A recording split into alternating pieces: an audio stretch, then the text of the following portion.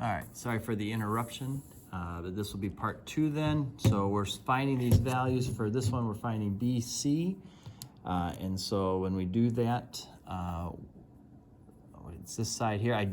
It's not a right triangle. I don't have an angle side combination. So we're gonna have to use law of cosines on this. So x squared equals 9 squared plus 16 squared minus 2 times 9 times 16 times the cosine of 80.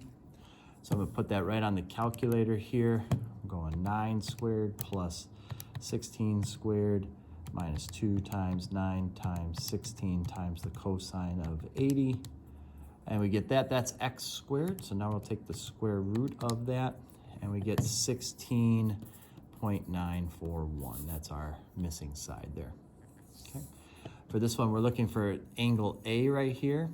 Again, not a right triangle, not angle side combination, so I have to use law of cosines, and since we're looking for A, 63 is going to be the side that's by itself. So 63 squared is equal to 90 squared plus 85 squared minus 2 times 90 times 85 times the cosine of angle A. So what you want to do here is take 63 squared, subtract 90 squared, subtract 85 squared. We get negative 11,356. And then we're going to go ahead and multiply these three things together. All right, that's a negative 15,300 cosine A. And then we're going to divide by that. Since that's multiplying the cosine, we're going to have to divide those separate. So I want to take that number divided by that number. Boom. We get 0.742 repeating. That's cosine A. So now go second cosine of that answer. And the angle A measures 42.0, we'll say 8 degrees. Okay. For number 5 here, we're looking for this measure. We don't have a right triangle, and initially we don't have an angle side combination, but we can always take these two angles here, add them together, so 25 plus 48, and then go 180 minus that 73, and we get 107 degrees is that side right there, or that angle right there. So now I do have an angle side combination and another angle to work with. So x over the sine of 107 is equal to 15 over the sine of 48. So take your calculator, go sine 107 times 15 divided by sine 48. And we get 19.303. That's our missing side there. Okay. And then over here, it says find angle C. All right, we do have an angle side combination right there. So I can use law of sines again. The sine of angle C over 8 is equal to the sine of 47 over 13. We'll go ahead and go 8 times sine 47 divided by 13, and then go second sine of that answer. And angle C equals 26.748 degrees. Okay, I probably could have just made that 7.5, but that's all right. Okay. So there's that. Then we want to find what this trig function is equal to. So if I go from 5 to -3, I want to take halfway. The halfway point of that would be +1. So we're looking at +1 here. See how it starts right at the middle. So we know we're working with a sine graph then. And we can see that from the middle to the top is 1, 2, 3, 4 spaces. So our amplitude is 4. And this is a normal sine graph. It goes up, comes down, so I don't want to make that a negative. Okay. We do go up and down and complete in pi space. So 2 pi divided by pi gives us a b value of 2. So we're going to have 2x inside of there. And that because that middle is up at +1, we'll just throw a +1 on there.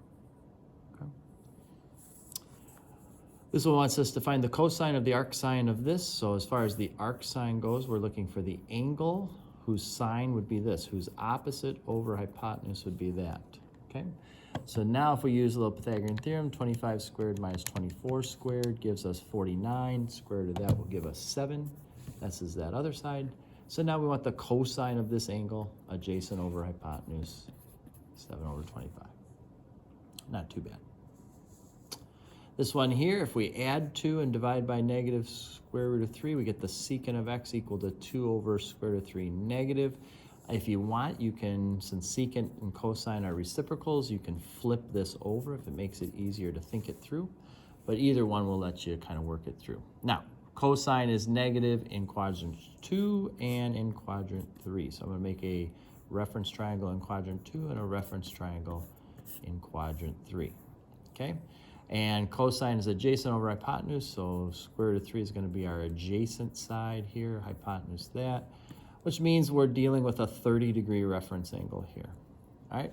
So now the question is, well, what made that angle in quadrant 2 and quadrant 3? In quadrant 2, it would be 150 degrees plus the 30 would give you the full 180. In quadrant 3 would be 180 plus the 30, so 210. So now we just want to convert those over into the thing. Now, remember, what I like to do is say, all right, 30 degrees is pi over 6. 180 divided by 6 is 30. So to get to 150, I multiply by 5. So multiply this by 5, we'll get 5 pi over 6. And then for 210, that's times 7. 30 times 7 gives you 210. So take that times 7. And there's your other one. All right. I think that's the easiest way to do that. All right, last page here wants to simplify. We'll switch things into sine and cosine. So tangent is sine over cosine times cosecant, which is 1 over sine. All right, and then we're being divided by cosine, which is like cosine over 1. So when it comes up, it's going to flip over and become 1 over cosine. Okay, so these sines cancel, but the cosines don't. They're going to go cosine times cosine, which gives you cosine squared. And you can leave that, or you can make this secant squared. Those both work. Okay. Over here, cosecant squared is 1 over sine squared. So now I've got 1 plus cosine squared over sine squared. Cosine squared over sine squared is cotangent squared. And 1 plus cotangent squared is cosecant squared, which is what I'm trying to verify. Okay. You can go a different route on that too, but that's probably the most straightforward.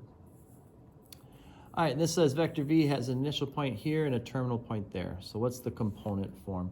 So component form is basically how did you move? We went from 3 to -1. That means we went back 4 spaces in the x.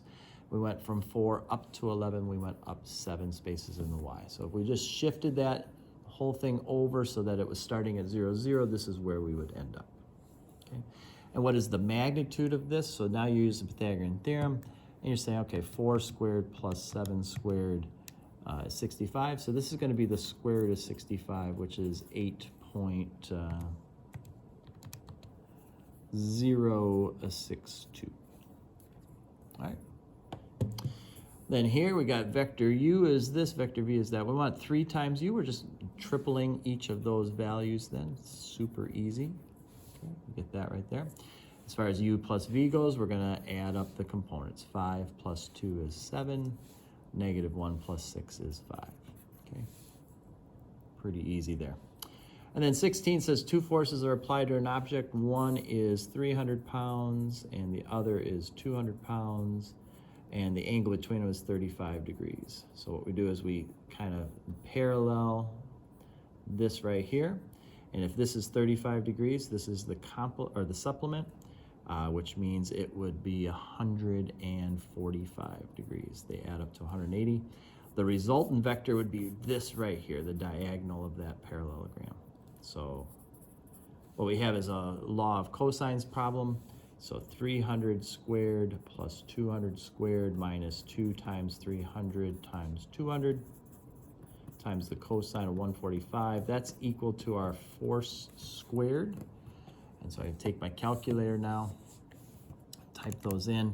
300 squared plus 200 squared minus 2 times 300 times 200 times the cosine of 145 gives us that, and then we're going to take the square root of the answer, and so the resultant force will be 477.806 pounds. Okay, so whatever this object is, that's how much force they're going to feel being applied to them in a direction that's somewhere in between